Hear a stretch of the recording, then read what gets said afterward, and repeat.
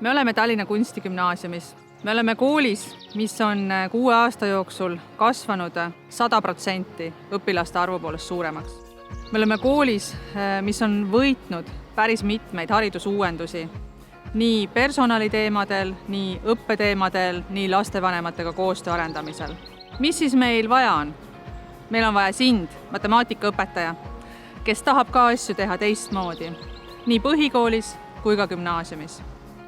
Meil on õpilased, kellele meeldib kõik muu peale matemaatika, aga nad saavad aru, et ka kunsti tuleb võtta kasutusele matemaatika ja nad soovivad läbi erinevate digilahenduste, virtuaalse reaalsuse, läbi äppide luua kunsti, digitaliseerida seda ja kasutada seal nii-öelda reaalainete teadmisi. Ja sellepärast meil ongi vaja just sind, erilist matemaatikaõpetajat, kes suudab õpilasteni viia selle matemaatika huvi ja rõõmu ja tahte seda kasutada oma igapäevases kunsti ja loovuse töös. Põhikoolis oleme juba muutnud matemaatikat päris palju.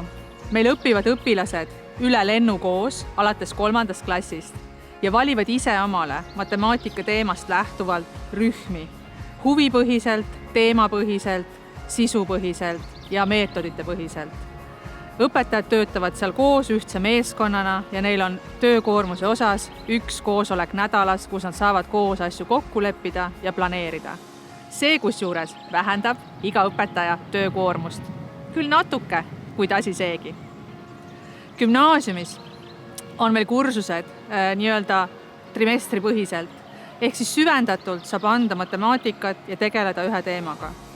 Lisaks sellele on meil projektipäevad ja huvitunnid, kuhu sisse saab lõimida ja põimida seda just rakenduslikku ja huvitavat matemaatikat. Füüsikaõpetajad on meil juba väga toredad ja õpetavad õpilasi, kuidas valgus peegeldub, kuidas maal tekib, kuidas värv jääb peale, kuidas restaureerida. Ole sina tore ja tule aita meid matemaatikas. Näeme juba töövestlusel.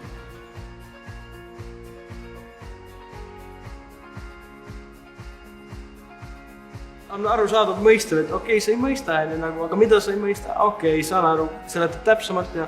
Oleks väga hea ja rõimus ja kogu aeg tegeles meiega ja... See, kes oskab õpetada. See, kes mõtleb nagu õpilaste peale. See, kes nagu õpetab vaba käega ja nagu proovib teha tunde huvitavaks.